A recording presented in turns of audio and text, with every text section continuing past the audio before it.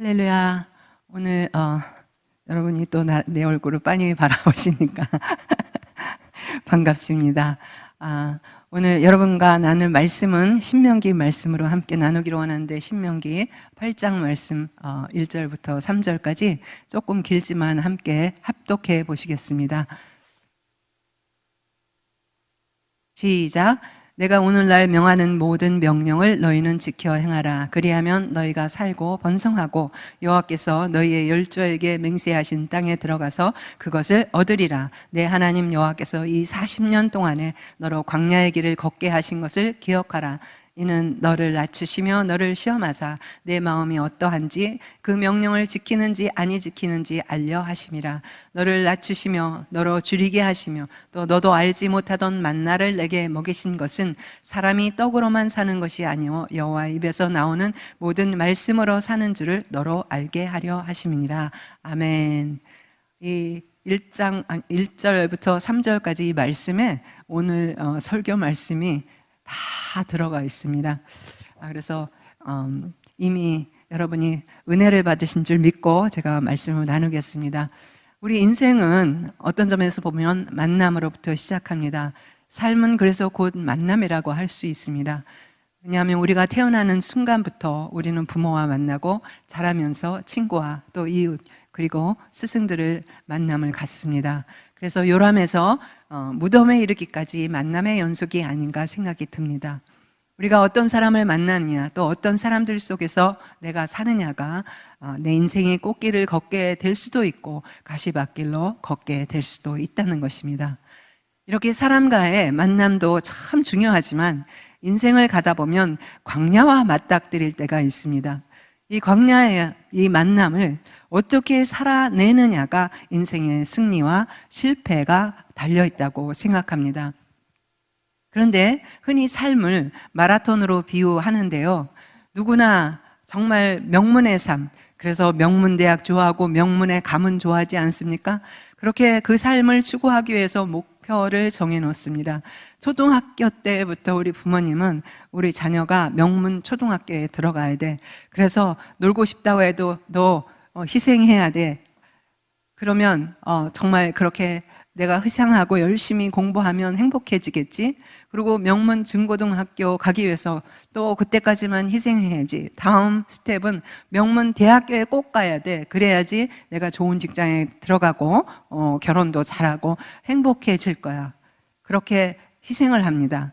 그렇게 달려갑니다. 그러다 보니까 나이가 4학년, 5학년, 6학년이 헐 넘어버리는 게 아닌가 그렇게 생각이 됩니다. 우리가 왜 이렇게 살아야 될까요? 원하는 것을 성취해야만 행복을 느끼고 목표를 달성할 때에 존재 가치를 느끼기 때문이 아닙니까?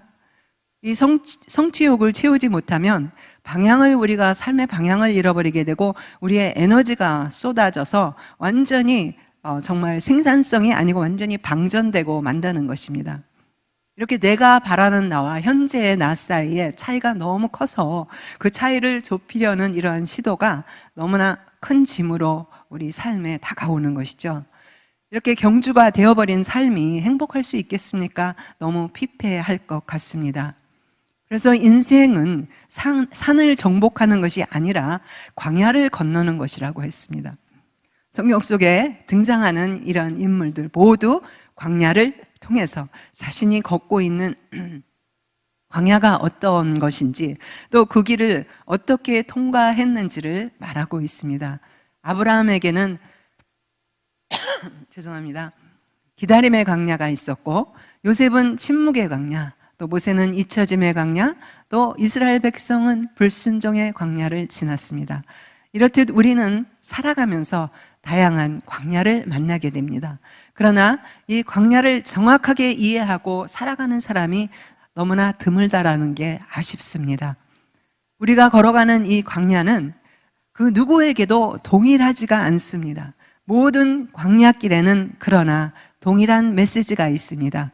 하나님이 함께 하시고 친히 인도하신다는 것입니다. 나를 이 광야로 들어오게 하신 이 하나님의 뜻과 목적을 이루어 드려야 그때야 돼서 우리는 이 광야에서 나가게 될 것이라는 것입니다. 그런데 광야에 들어가면 우리가 할 수 있는 것이 하나도 없다는 것입니다. 자신의 무능을 그렇기 때문에 철저히 깨닫게 되는 것이죠. 그런데 하나님은 우리가 너무 약해서 쓰지 못할 때보다도 우리가 너무 강해서 쓰지 못하실 때가 더 많다라는 것입니다. 부족한 건 어떻게 채워주시면 되지만 이 강한 사람을 내려놓게 하기 위해서는 할 수 없이 하나님은 우리를 광야로 들어가게 하신다는 것입니다. 그래서 더 내려놓게 하시고 더 비우게 하시고 더 무릎을 꿇게 하신다는 것입니다. 참 열심히들 살아갑니다. 그런데 이뤄놓은 것이 없는 것 같아서 풀이 죽을 때가 있습니까? 인생을 시작할 때는 노력만 하면 안 될 것이 없을 것 같은 그런 생각을 하던 때가 있습니까? 광야를 만나서 포기했습니까? 그 포기는 또 하나의 시작이고 또 다른 꿈을 위한 선택입니다. 여러분, 포기해도 괜찮습니다. 최선을 다해도 안 될 수 있다는 건, 그러나 그게 꼭 실패를 의미하는 것은 아니라는 것을 알았으면 좋겠습니다. 포기는 결코 실패와 동의어가 아니기 때문입니다. 행복은요, 광야길 위에서 피어나는 꽃이 되어야지 목표에 도달한 뒤에야 받는 트로피가 돼서는 안 된다는 것입니다. 왜냐하면 행복이 만일 목표라면 그곳에 도달하기 전에는 여러분은 결코 행복한 삶을 살 수가 없기 때문입니다. 그때까지 기다려야 되는 거예요. 그래서 우리 앞에 놓인 이 광야를 우리는 어떻게 건넬 것인가, 그것이 오늘 메시지의 핵심입니다. 먼저 광야를 방황하게 된 이스라엘 백성의 배경을 보면 모든 인간이 가장 소원하는 것이 무엇이겠습니까? 힘들게 노력하지 않아도 먹고 사는 것, 모든 것이 해결되는 것, 말하자면 적당히 일하고 또 놀고 먹을 수 있다면 한이 없을 것 같습니다. 그런데 솔직히 광야 40년 동안 이스라엘 백성이 뚜렷하게 한 일이라고는 하나도 없습니다. 땅을 갈아서 씨를 뿌린 적도 없습니다. 왜? 매일 가야 되니까, 또 다른 곳으로 옮겨야 되니까. 양이나 가축을 몰고 다닐 수가 있겠습니까? 그저 아침에 일어나면 구름 기둥이 장막 위에 머물러 있는지 떠날 준비를 하고 하늘을 바라보며 그렇게 갔을 뿐입니다. 민수기 9장에 보면 구름이 성막에서 떠오르는 때 이스라엘 자손이 곧 진행하였고, 구름이 머무르는 곳에 이스라엘이 자손이 그 진을 쳤다고 했습니다. 이 하나님은 이스라엘이 아무 일도 하지 않아도 그들을 먹여주시고 마실 것을 다 챙겨주셨습니다. 반석에서 생수를 주셨죠. 이 요즘 안반수가 비싸지 않습니까? 반석에서 샘물을 주셨어요. 하늘에서 만나와 메추라기를 내려주셨어요. 구름 기둥과 불 기둥과 단순히 행선지를 가르쳐주는 그런 인도자 역할뿐 아니고, 낮에는 뜨거운 햇볕, 밤에는 차가운 날씨로부터 보호해 주시는 그야말로 초자연적인 이동식 냉난방 시설을 해주셨다는 거예요. 먹고 마실 것까지 부족한 것이 없이 지냈다라는 것입니다. 그것도 몇 년이요? 40년 동안, 40년간을 그렇게 했다는 것입니다. 하나님이 광야 40년간 이스라엘에게 허락한 이런 모든 외적인 조건은 어느 모로 따져봐도 환난이라기보다는 너무나 큰 은혜가 아니었습니까? 이 광야는 하나님이 그들을 벌을 주었다기보다는 그 사건 속에서 감추어진 축복을 베풀었다고 볼 수가 있는 것이죠. 그러나 이스라엘 백성은 처음부터 끝까지 하나님에 대해서 원망을 터뜨렸다는 것입니다. 왜 하나님은 이런 곳으로 우리를 몰아넣었을까? 아쉬울 때는 만나도 맛있게 먹더니 배가 부르니까 왜 맛없는 만나만 매일 주는 거지? 고기는 왜 안 주는 것일까? 조금만 모자라도 모세를 원망했습니다. 여러분, 먹기 싫으면 안 먹으면 되잖아요. 근데 매일 아침 되면 눈만 뜨면 광야에 나가서 만나를 거둬들였습니다. 메추라기를 거둬들였습니다. 정말 웃기지 않습니까? 그런데요, 웃기지가 않더라고요. 마치 우리가 불평하면서도 아침마다 회사 나가기 싫어, 그 보스 얼굴 보기 싫어, 그렇게 불평하면서도 또 일어나서 직장에 일하러 가지 않습니까? 너무나 흡사하다는 거예요. 그런데요, 언뜻 보면 먹고 마시는 것 때문에 정말 불만한 것 같지만요, 당장 먹고 마실 것 때문이 아니라 하나님이 마련해 주신 이런 환경과 이런 여건들이 내 기준에 안 맞는다는 거예요. 도저히 안 찬다는 거예요. 그래서 정말 우리의 문제는 오히려 아무 문제 없이 편할 때가 아닙니다. 따라서 하나님은 자녀를 시험하시는데 오직 한 가지예요. 언제 어떤 상황에도 하나님의 뜻을 따르는지 자기 마음대로 하려는지 보기를 원하신다는 거예요. 내 마음이 어떠한지 그 명령을 지키는지 아니 지키는지 내가 알려 하십니다. 이스라엘은 먹고 마실 것에 부족한 것이 없었는데도 끝까지 하나님을 제대로 알지 못했다라는 것이 광야 40년의 결산서입니다. 그 이유가 뭡니까? 인간은 주위 여건과 상관없이 심지어 아무리 편해도 무조건 자기의 뜻대로만 하고 싶어 한다는 것입니다. 인간의 출생과 함께 따라오는 이 본성이 어지간해선 바뀌지 않는 거 여러분 경험하셨죠? 아무리 바꿔보라고 해도 금년 초에 새해에는 여러분이 막 다짐을 하셨을 거예요. 근데 지금 1년이 다 지나가면서 그것이 이루어졌습니까? 참 힘들어요. 그래서 아담을 포함해서 하나님이 창조하신 당신의 백성들을 한결같이 광야로 불러내셨다는 것입니다.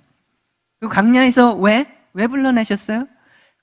가장 적나라하게 자신과 대면하게 하십니다. 나는 도대체 누구인가? 당신은 누구인가? 또 동시에 광야에서 자신을 이렇게 존재하게 해주신 하나님을 대면하게 하셔서 하나님이 누구신가 알아가게 하신다는 것입니다. 그리고 광야로 부르신 이유를 알게 하십니다. 더는 광야가 정말 척박한 그러한 땅이 아니고 아무것도 만들어낼 수 없는 그러한 땅이 아니라 무한한 가능성의 땅이라는 것. 단 한 가지 정말 조건이 있는데 하나님의 손길이 아니면 스스로 아무것도 창조할 수 없는 광야라는 것을 깨달으라는 것입니다. 여러분, 순식간에 엉겅퀴와 가시가 무성한 땅으로 돌변할 수밖에 없었던 곳이 어디입니까? 가장 아름다운 인류 최초의 에덴 동산이 아니었습니까? 이 광야의 한계가 바로 하나님을 경험할 수 있는 기회인데 우리는 불만이 가득하다는 것입니다. 광야를 지나도 우리가 하나님과 함께라면 그곳은 약속의 땅이고 풍요한 땅 가나안이 될 것이고, 가나안에 산다 할지라도 하나님이 없이 살아간다면 그곳은 광야일 수밖에 없다는 것입니다. 우리가 매일 경험하는 이 하나님은 홍해를 갈라주시는 하나님만이 아니라 오늘도 하나님은 광야를 지나는 우리의 삶 속에서 신발이 닳지 않게 하시고 옷이 헤어지지 않도록 세세하게 신경을 써주시는 하나님이라는 것입니다. 여러분, 이 성경 구절 너무나 많이 아시고 읽는 구절이지 않습니까? 그러면 그랬대 그러고 지나가죠? 솔직히 생각해 보세요. 40년 전에 떠날 때 그들은 어린 아이들도 있습니다. 아짱아짱 걷는 아이들도 있습니다. 그때 신고 나온 신발이 클까요? 작을까요? 아이의 신발입니다. 그런데 상상해 보십시오. 그 신발이 나랑 같이 자랍니다. 벨트를 하고 나왔는데 정말 그 벨트가 나의 몸 사이즈와 체형하고 같이 맞춰서 자랐다는 것입니다. 옷이 닳지 않았다요. 이 옷이 닳지 않았다는 것입니다. 그게 일상에서 경험하는 우리 기적이지 않습니까? 이 광야를 지날 때는 홍해가 갈라지는 기적보다 하나님의 세심한 돌보심의 은혜가 더 필요하다는 것이죠. 그래서 우리의 신발이 닳지 않게 해달라는 매일의 기도가 중요하다는 것입니다. 그래서 광야는 기도 없이 살아남기 힘든 것입니다. 진짜 광야에 들어와 있는 사람은 계속 기도할 수밖에 없는 것이죠. 광야에서는 하나님 아니고는 살아남을 수가 없기 때문입니다. 그런데 힘들다고 말은 하면서 정작 기도는 안 합니다. 이제 우리가 불평을 습관 삼지 말고 기도를 습관화해야 되지 않겠습니까? 그러면 광야로 부르신 목적이 무엇일까요? 첫 번째, 광야는 내 자신을 관리하는 것입니다. 이스라엘 백성이 광야에서 해야 할 일은 자신을 관리하는 것입니다. 남편을 관리하는 게 아닙니다. 내 자녀를 관리하는 게 아니고 내 자신을 먼저 관리하는 것입니다. 먼저 자기를 관리를 하지 못하면 우리는 절대 승리할 수가 없기 때문입니다. 내 자신이 최대의 적이고 가장 어려운 상대이기 때문인 것이죠. 요즘 바이러스가 창궐해서 뭐 전이가 나왔다 여기저기서 막 뉴스로 떠도는데요. 일반적으로 이 악성 바이러스가 들어오면 생물체나 컴퓨터가 어떻게 됩니까? 완전히 파괴되지 않습니까? 그렇다면 그리스도인의 신앙에 있어서 대표적인 악성 바이러스는 무엇일까요? 그것은 바로 원망과 불평의 바이러스인 것입니다. 모세오경 창출 내민에 보면 이 원망이라는 단어가 몇 번이나 나오면 21번이나 기록되어 있습니다. 이스라엘 백성들은 출애굽하자마자 자신들에게 부족한 것을 원망하기 시작했습니다. 원망과 불평 바이러스가 하나님의 백성 가운데 완전히 전염이 됐습니다. 그때는 막 600만이 완전히 공동체 생활을 했잖아요. 지금은 바이러스로 뭐 머리가 이렇게 똑똑해져가지고 지혜가 있어가지고 뭐 거리두기도 하고 마스크도 쓰고 그러는데 그 당시는 그렇게 할 수도 없습니다. 같이 살아야 되기 때문에 이 바이러스가 완전히 퍼져버린 거예요. 전염된 거죠. 끊임없는 불만을 가지고 광야길을 행진했니 얼마나 힘들었겠어요. 그렇게 불평하다가 하나님이 주신 은혜와 가나안의 비전을 망각한 것이 결정적인 실수였던 것이죠. 하나님은 그들의 원망을 들으시고 무척 화가 나셨습니다. 민수기 14장에 보면 나를 원망하는 이 악한 회중을 내가 어느 때까지 참으랴. 이스라엘 자손이 나를 향하여 원망하는 바 그 원망하는 말을 내가 들었노라. 여러분이 불만할 때 하나님이 들으십니까? 안 들으십니까? 하나님이 분명히 들으십니다. 이스라엘 백성은 그 원망 때문에 하나님이 예비하신 축복의 땅 가나안에 들어가지 못하고 40년 동안 광야에서 방황하다가 죽었더라입니다. 여러분, 광야에서 가장 큰 위험이 뭐겠습니까? 불뱀일까요? 아닙니다. 불평과 망각인 것입니다. 원망과 불평이 왜 나쁘냐? 원망과 불평을 시작하는 순간부터 하나님이 보이지 않기 때문입니다. 하나님께서 여러분을 위해서 예비하신 세상의 그러한 길도 보이지 않는 것입니다. 잠언 19장에 보면 사람이 미련함으로 자기의 길을 굽게 한다고 해서 누가 굽게 하는 게 아니에요. 자기 자신의 길을 굽게 한다 그랬어요. 마음으로 여호와를 원망한다 그랬습니다. 이 원망과 불평은요 나쁜 습관인데요. 불평은 불평을 낳고 또 그 불평은 또 다른 불평을 낳기 때문에 아주 나쁜 습관입니다. 이 광야는 그래서 원망과 이 불평의 바이러스를 치료하는 것이 광야입니다. 인간의 큰 약점 중에 하나는 뭐냐면 받은 은혜를 잘 잊어버린다는 거예요. 좋았던 기억보다 잘 됐던 일은 그때는 좋았어 뭐 맛있는 거 먹고 막 그러다가 나쁜 일만 이 가슴 속에 차곡차곡 쌓아뒀다가 또 힘든 일이 생기면 그거 다 꺼내서 하나님 이거 안 들어주지 이거는 왜 안 했어요 뭐 남편에게 원망하고 막 그러지 않습니까? 그것이 우리의 약점이라는 거예요. 그러나 하나님이 사건 사고를 통해서 우리에게 자꾸 정말 말을 걸어오시는 것이 광야인데요. 좀 그만하셔도 괜찮을 것 같아요. 그런데 나와 얘기를 좀 하자고 자꾸 말을 걸어오시는 그런 것 같다는 생각이 듭니다. 왜? 너희들이 망각했던 그 은혜들을 기억하라는 것입니다. 광야를 이기지 못하면 약속의 땅 가나안에 들어가도 문제는 해결되지 않기 때문입니다. 그래서 광야를 주시고 자기 관리를 하라는 것이 광야인 것입니다. 두 번째, 광야는 우리가 불평, 불만이 쌓이게 되면 어떻게 되죠? 자꾸 마음에 쌓이면 그게 언어로 나오게 되어 있습니다. 그래서 우리의 말을 회복하라는, 불평, 불만, 말을 토로하는 것을 이 언어를 회복하는 것이 광야입니다. 야고보서 1장 26절 말씀해 보면 자신을 경건하고 믿음이 좋다고 생각하지만 입술을 조심하지 않고 말을 함부로 하게 되면 이 사람의 신앙과 경건은 가짜라는 것입니다. 가짜.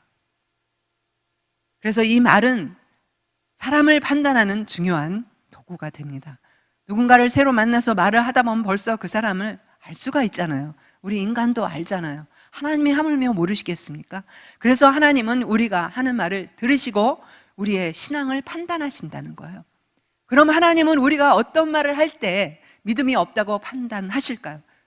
당연히 부정적인 말과 불평과 불만이지 않겠습니까? 이 말이라는 게 가만히 보면 내가 전혀 생각지도 않았는데 말이 툭 튀어나옵니까? 아니에요. 생각에서부터 먼저 시작을 합니다. 그러면 부정적인 생각이 들어왔다. 그러면 어느 순간에 그것이 부정적인 말이 나도 모르게 튀어나오게 됐고 또 부정적인 행동으로 옮겨지는 것입니다. 우리가 겪는 이 고통의 대부분은 우리의 부정적인 생각이나 언어로부터 온다는 것입니다. 그래서 우리 마음의 정원을 잘 가꾸어야 된다는 것입니다. 우리 마음에 가득한 것을 우리는 입으로 말할 수밖에 없습니다. 그래서 언어 관리를 잘 하는 것이 광야인 것입니다. 이스라엘 백성이 정말 40년 동안 불평, 불만을 쏟아내서 그럼 속 시원히 그렇게 멋있게 살았습니까? 아니요. 40년 동안 불행했습니다. 가나안까지 사흘길인데 광야길 40년을 뺑뺑뺑뺑 돌아갔습니다. 능력이 없었다고요? 아닙니다. 내가 뱉은 말 때문에 그렇게 됐다는 거예요. 그래서 생각을 조심하라 그랬어요. 그것이 너의 말이 될 것이다. 말을 조심하라. 그것이 너의 행동이 될 것이라. 행동을 조심하라. 그것이 너의 습관이 될 것이라. 너의 습관을 조심하라. 그것이 너의 인격으로 자리 잡을 것이라. 인격을 조심하라. 그것이 너의 운명이 될 것이라는 것입니다. 그래서 언어를 회복하는 것이 광야입니다. 세 번째, 광야는 감사를 회복하는 것입니다. 근데 감사할 환경이 없는데 감사할 게 아무것도 없어요. 어떻게 감사를 합니까? 라고 하는 분들이 요즘 특히 많은데요. 미국의 국립건강관리소에 에머슨 박사님이 계셨습니다. 그 박사님이 감사와 건강의 상관관계에 대해서 알아보는 실험을 하셨는데요. 세 그룹으로 사람을 나눴습니다. A그룹은 기쁜 그런 기분 나쁜 말과 행동을 하게, 매일 그냥 일어난 부정적인 말만 하고 행동하게 했고요. B그룹은 감사의 말과 감사하는 행동을 하게 했고, C그룹은 일상적인 말, 내가 평소에 쓰던 말, 그리고 일상적으로 행동하는 것에 집중하게 했습니다. 그리고 일정 기간이 지난 후에 각 그룹의 변화를 분석하기 시작하고 결과를 냈는데요. 감사의 말을 한 B그룹 사람들의 건강 상태가 가장 양호했고 아울러 행복 지수도 가장 높은 것으로 확인이 되었다는 것입니다. 더불어 에머슨 박사는 감사의 말을 많이 할 때 몸의 면역력이 높아져서 크고 작은 이러한 질병을 이겨내고 훨씬 건강하게 살 수 있다는 결론을 내리게 됩니다. 여러분, 이러셔도 감사를 안 하시겠습니까? 저는 가르쳐 드렸습니다. 이렇게 신앙 안에서 이 감사는 세 가지가 있는데, 첫 번째는 내게 행하신 것을 인하여 기억하고 감사하는 것. 우리가 감사하지 못하는 것은요, 감사할 조건이 없어서 안 하는 게 아니라는 것입니다. 하나님의 은혜를 깨닫지 못하고 감사할 마음이 없기 때문이라는 것입니다.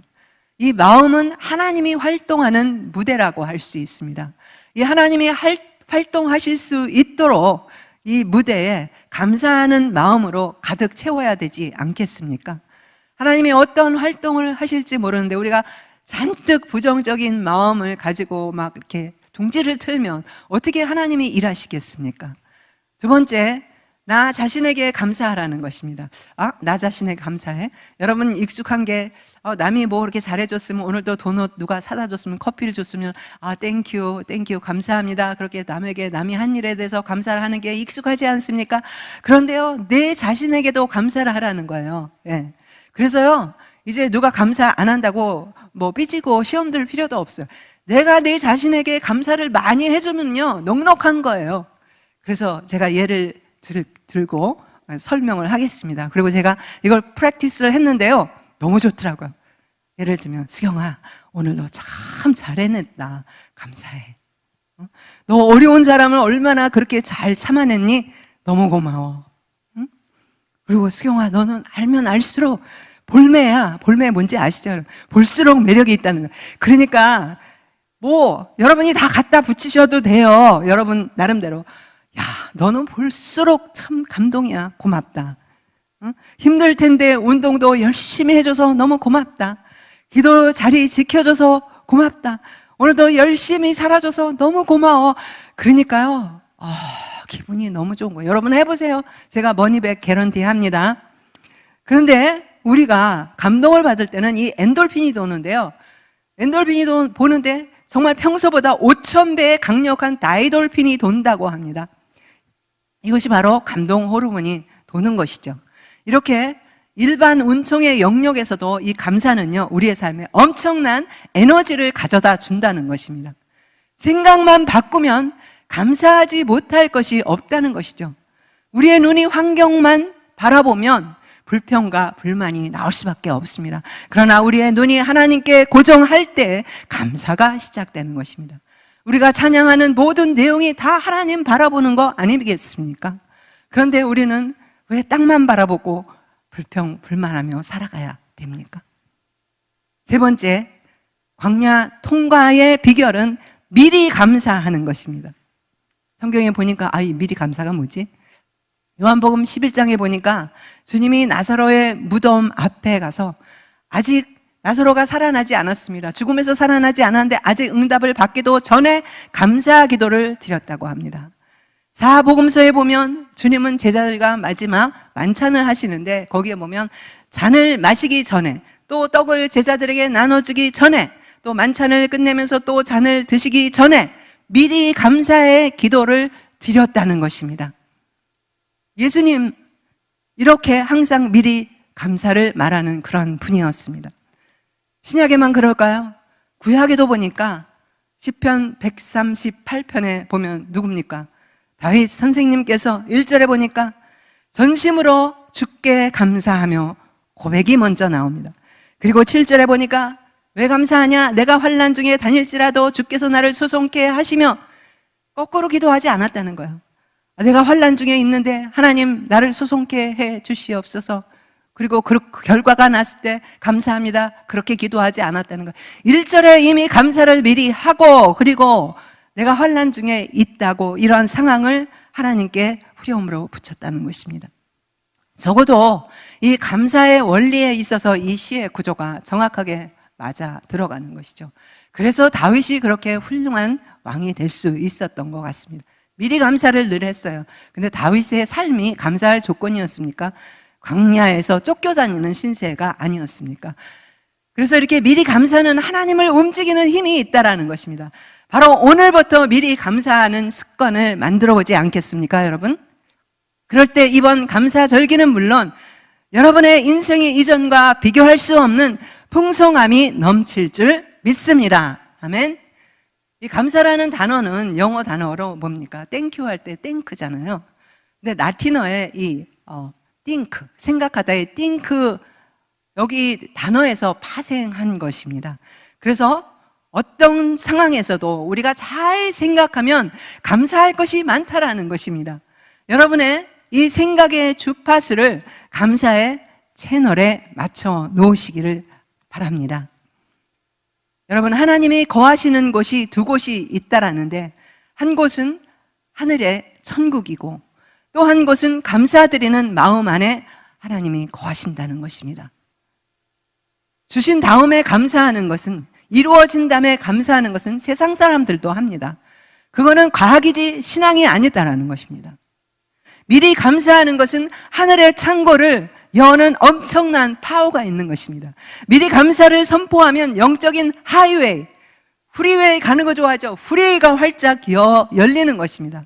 그래서 목사님들은 교회를 위해서 미리 감사함으로 영적 하이웨이를 여시고 또 셀리더분들 셀을 위해서 정말 미리 감사함으로 하이웨이를 여시기 바랍니다. 직분자들, 교회 직분자들 역시 교회를 위해서 정말 미리 감사함으로 하이웨이를 여시는 여러분 되시길 바라고요. 정말 회사의 사장님들이요, 힘듭니까? 힘들 때야말로 미리 감사함으로 영적인 하이웨이를 여시는 여러분 되기를 바랍니다. 과장님들 역시 마찬가지입니다. 직원들도 미리 감사함으로 일어나지 않았지만 일어난 일을 바라보면서 하나님 미리 감사를 드립니다. 길을 여시는 여러분 되기를 주님의 이름으로 도전합니다. 아멘. 불평불만 쏟아내지 말고 미리 감사할 때 하나님의 이 하늘의 능력이 움직인다는 것입니다. 그래서 광야는 불평을 선포하는 것이 아니라 승리를 선포하는 것이 되어야 되는 것입니다.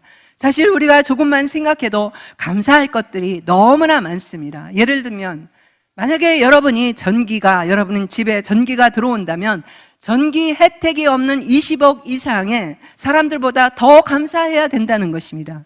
여러분 집에 식수가 들어온다면 그 시설이 없어가지고 아무 물이나 마셔야 되는 10억 이상의 사람들보다 훨씬 더 감사를 해야 된다는 것입니다. 여러분이 하루에 1달러 이상으로 살 수 있다면 하루 1달러도 벌지 못하는 14억 사람들에게 더 감사해야 되지 않겠습니까?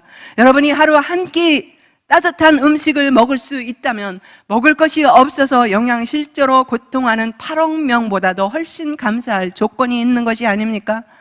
오늘 아침에 여러분이 일어나서 이 성전까지 옷을 차려입고 올 수 있는 건강이 있었다면 질병으로 이번 주를 넘기지 못하게 된 100만 명의 환자들보다 훨씬 더 감사해야 되지 않느냐는 것입니다. 아멘입니까? 이 광야는 히브리어로 미드바르인데요. 히브리어의 이 미와 다바르라는 단어가 합성된 단어입니다. 여기서 히브리어의 다바르는 말씀이라는 뜻입니다. 그래서 히브리어 성경 표지를 보면 다바르라고 써 있습니다.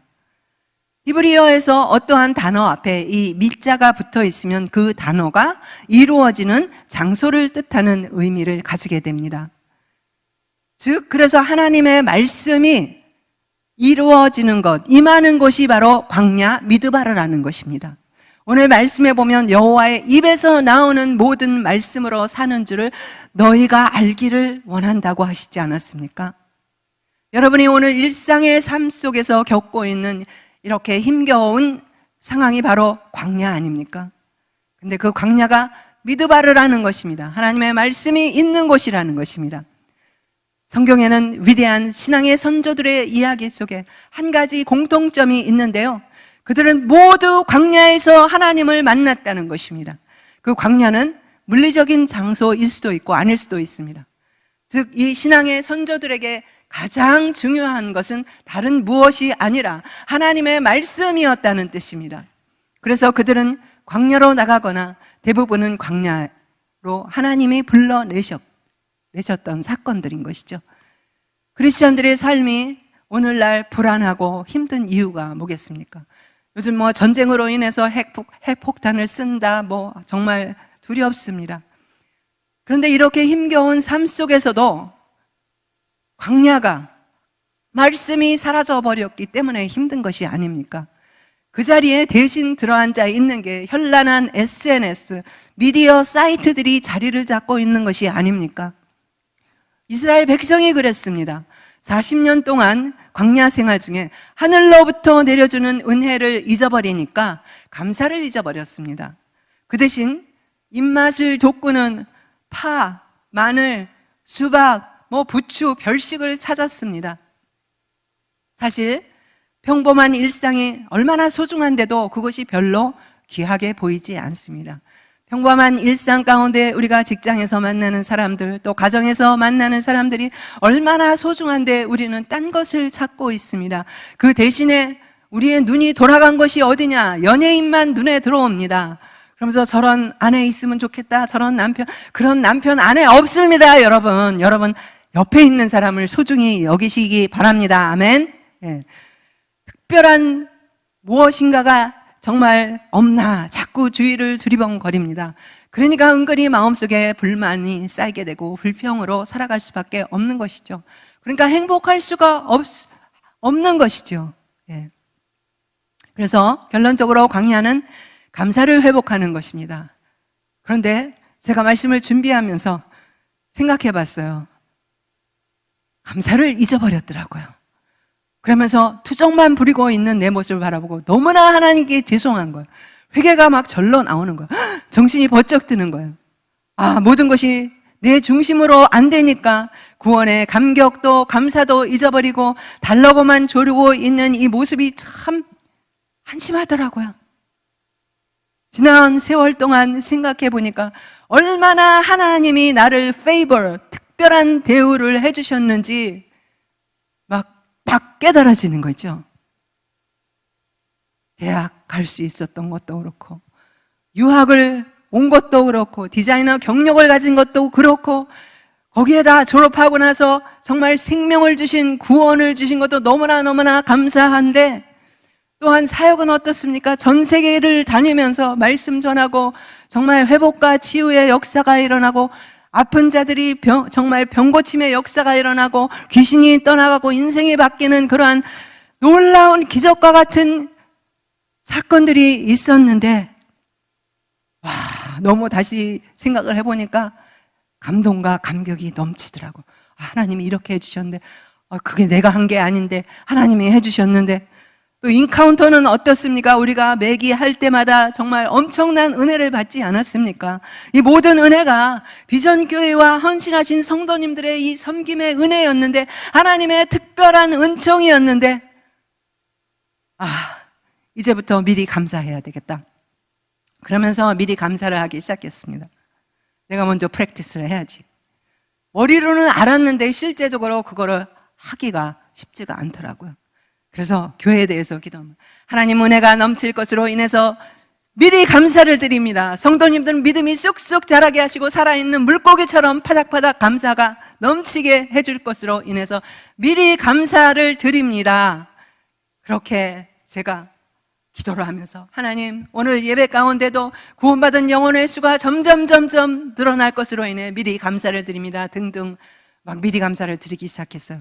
또 가정을 향해서, 하나님, 우리 비전교회 성도님은 가정을 아시죠? 복의 복을 더하여 주시고 넘치는 복을 주시옵소서. 아버지 하나님, 자녀를 향해서 기도할 때 우리 자녀들이 기적의 세대가 되게 하시고, 하나님, 자손 천대를 축복하여 주시옵소서. 그렇게 기도하다 보니까 기분이 너무 좋더라고요. 기분이 너무 좋으니까 더 이상 기도를 못하겠어요. 웃음이 막 나와. 그냥 기도 하나 할 때마다 웃음이 막 터져가지고 하하, 나 혼자 막 누가 보면은 좀 그렇게 생각할 수도 있습니다.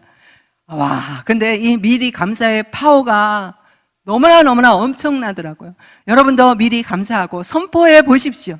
이 미리 감사에는 우리가 모르는 하늘의 신비한 그 힘이 있습니다. 미리 감사가 선포되는 순간에 영적인 세계에서 비상 상황이 일어나는데요, 천군 천사가 전부 동원이 되어서 우리의 주변 환경에 역사하시고, 우리를 괴롭히는 상황에 역사하시고, 우리의 앞길을 만날 사람에게 역사하시고, 우리가 모르는 사람들도 하나님이 동원하시고, 풀리지 않던 문제인데 법이 바뀌어요. 법이 바뀌어. 정말 죄송한 말씀이지만 우리끼리 직장에 다니다가 너무 힘든 사람이 있잖아요. 그래서 하나님, 시험 들어서 불평불만을 하고 있는데, 그러다가 또 하나님 깨닫게 해주시면, 하나님 감사합니다, 저 인간이 바뀌게 해주세요. 막 기도하다가 저 사람 언제 나가지, 그런 마음이 있는데 어느 날 그 사람이 나갔어요. 그런 일도 있잖아요. 예? 이건 우리끼리 얘기입니다. 예. 그렇게 풀리지 않던 문제들이 정말 하나님의 방법으로 놀라운 역사가 일어난다는 것입니다. 지금 여러분들을 힘들게 하는 문제를 놓고 이제 우리는 더 이상 불만을 그만하자고요. 미리 감사를 선포해 보지 않겠습니까? 자녀 문제도 그래요. 자녀 문제 놓고 너무 힘들어서 불평과 원망과, 남들 애들은 다 잘 되는 것 같은데 우리 애는 왜 저럽니까? 그런데 그렇게 하지 마시고요, 이 순간에 자녀의 이름을 부르면서 이 자녀에게 임할 미래의 축복을 미리 감사해 보지 않겠습니까? 그러면 우선 내 마음이 너무 기쁘고 마음속에 소망이 싹트기 시작합니다. 그런데 그렇게 안 하면 그 애를 바라볼 때마다 여기서 그냥 올라와요. 아시죠? 뭔지 아시죠? 여기 뚜껑이 이제 열렸다 닫혔다 합니다. 네, 그렇게 하지 마시고요. 또한 사업이 지금 수렁에 빠진 분이 계십니까? 사업이 회복되고 하나님의 축복하실 그런 미래를 미리 감사로 선포해 보시기 바랍니다. 그 순간부터 하나님이 역사하시고 감사가 넘치게 될 줄을 믿습니다. 아멘. 이 광야는 우리가 말씀을 통해서 불평 대신 감사를 배우는 것입니다. R.A. 토레인 목사님이 계십니다. 그분은 무디 바이블 스쿨의 교수로 계셨는데 학생에게 질문을 했습니다. 학생에게 우리가 믿음으로 산다는 것이 뭐라고 생각하느냐고 물었습니다. 그때 그 학생은 모범생이었던 것 같아요.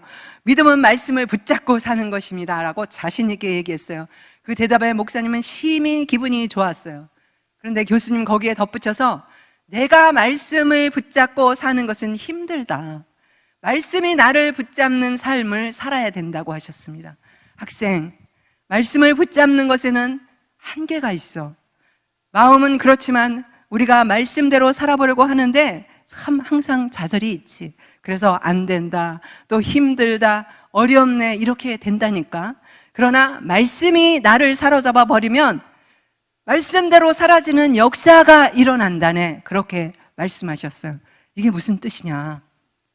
사도행전의 18장에 보니까 5절에 바울이 하나님의 말씀에 붙잡혔다라고 이야기하고 있습니다. 이 하나님의 말씀에 붙잡히는 것이 구체적으로 무엇을 말하는 것일까? 하나님의 말씀에 무엇이기에, 도대체 하나님의 말씀이 무엇이길래 사람들이 회개하고 변화가 되는 것일까? 이 하나님의 말씀 속에는 이 말씀을 주신 그분의 인격이 들어있기 때문입니다. 우리가 성경을 읽는 가운데 자신을 돌이켜보게 되고 회개하고 새로운 결단을 하고 변화를 받고 기뻐하고 용기를 얻는 까닭은 그 말씀 안에 전능하신 하나님의 인격이 들어있기 때문이라는 것입니다. 그래서 이거는 정말 하나님은 우리가 보이지 않는 저 높은 구말리 장천에 있는 하나님이 아니고 인격과 인격의 만남이 바로 하나님과의 만남이라는 것입니다. 그렇게 만나면 세상이라는 광야에서 내가 이리저리 흔들리다가 그렇게 사라지는 존재인 줄 알았는데 자신을 다시 바라보게 됩니다. 그게 아니었구나. 창세전에 나를 예정하시고 하나님의 자녀로 불러주시고 나의 모든 삶을 예비하시는 하나님이구나 하고 감동이 넘치는 것입니다.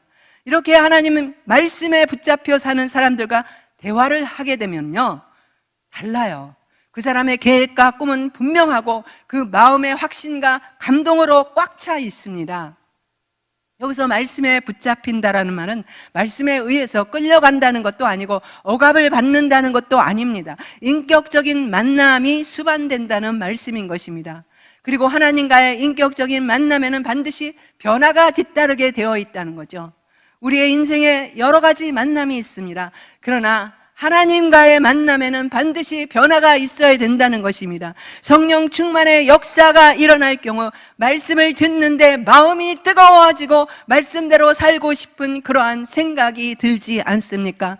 그래서 광야가 감사하는 곳으로 바뀌게 되는 것이고, 그래서 광야를 통과할 수 있게 되는 것이고, 그래서 승리할 수 있는 것이고, 그런데 광야의 특성은 기댈 것도 없고 얻을 것도 없는 것입니다. 그래서 위를 바라볼 수밖에 없는데, 그래서 말씀을 위로 바라볼 때 깨달을 수밖에 없고 하나님을 더 알아가고, 그래서 감사가 나오는 것입니다.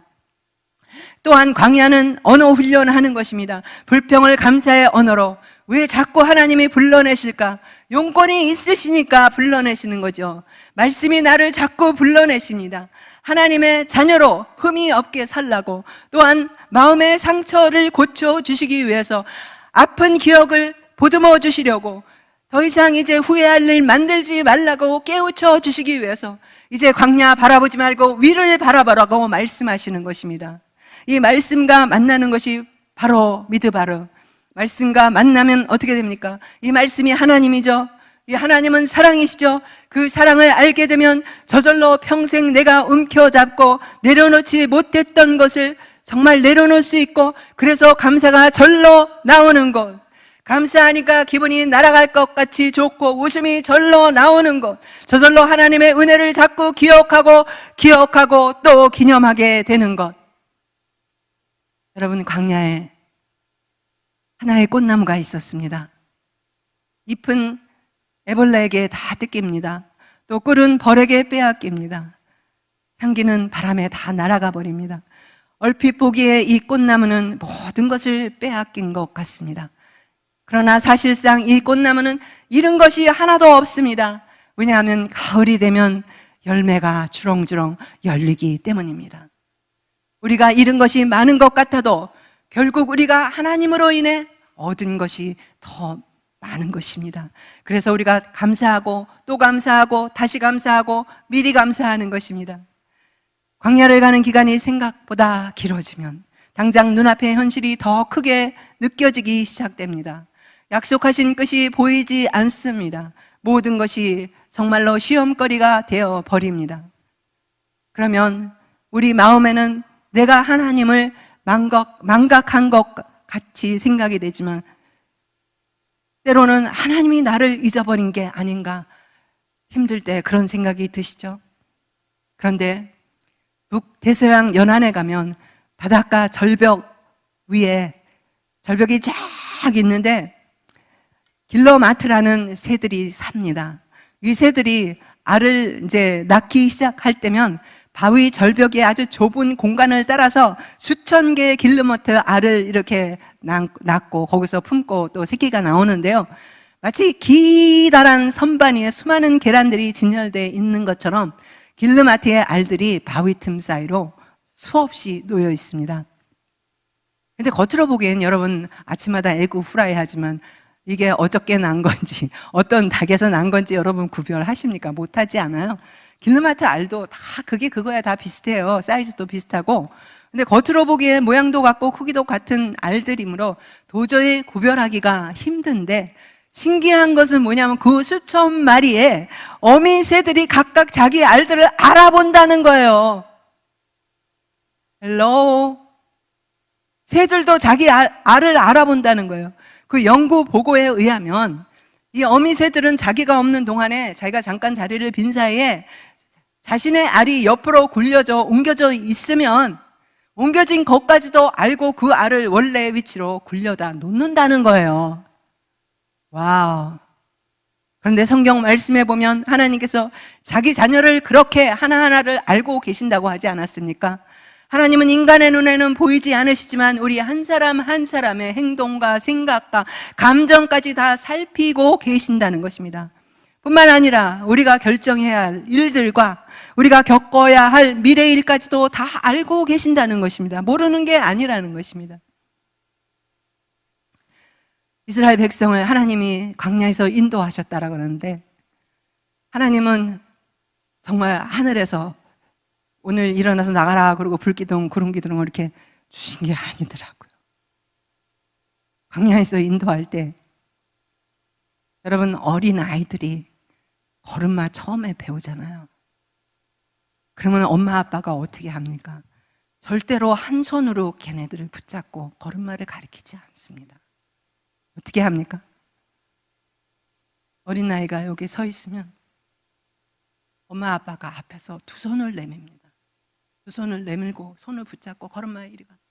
한 걸음 조심조심 넘어질 사람 걸어가는. 하나님도 우리 광야길에 그렇게 어린아이처럼 두 손 붙잡고 걸어가시고 인도하신다라는 것입니다. 그처럼 우리의 모든 것을 다 알고 우리를 인도하신다는 이 하나님을 우리가 좀 더 알아야 되지 않겠습니까? 좀 더 신뢰해야 되지 않겠습니까? 비록 우리가 지금도 광야에 있다 하더라도 정말 감사할 것밖에 없지 않습니까? 아멘. 이렇게 광야를 통해서 비전교회는 감사가 넘치는 교회가 되었으면 좋겠습니다. 아무것도 없는 환경에서 하나님을 바라보고 믿음으로 미리 감사를 선포하는 교회가 되었으면 좋겠습니다.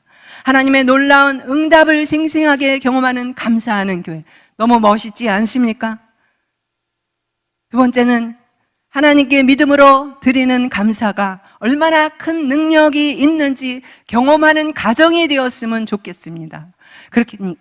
그러니까 여러분이 앞으로 어떻게 하셔야 되겠습니까?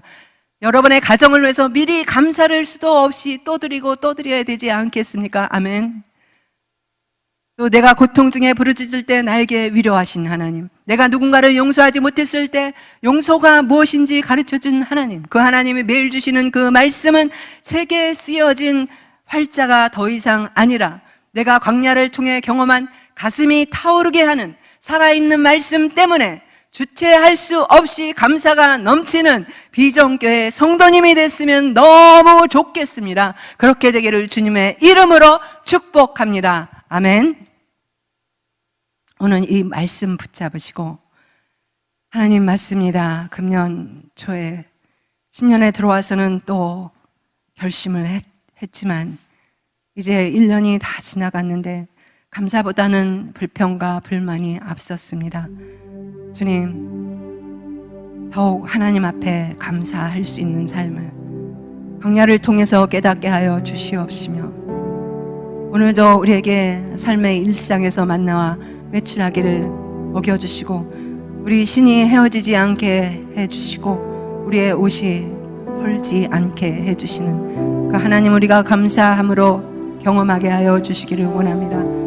항상 우리가 미리 감사할 수 있도록 하나님 도와주시기를 원합니다. 믿음으로 하나님을 더 알아가게 도와주시고 광야가 우리에게 축복이라는 것을 다시 깨닫게 하여 주시고 금년 마지막 남은 시간 동안에 마음껏 감사하게 도와주시고 이 감사의 메시지가 도전이 되게 도와주시고 평생 하나님 앞에 미리 감사하는 삶을 살아서 승리할 수 있도록 도와달라고 주여 한 번 부르짖고 우리 하나님께 헌신의 기도 드립니다.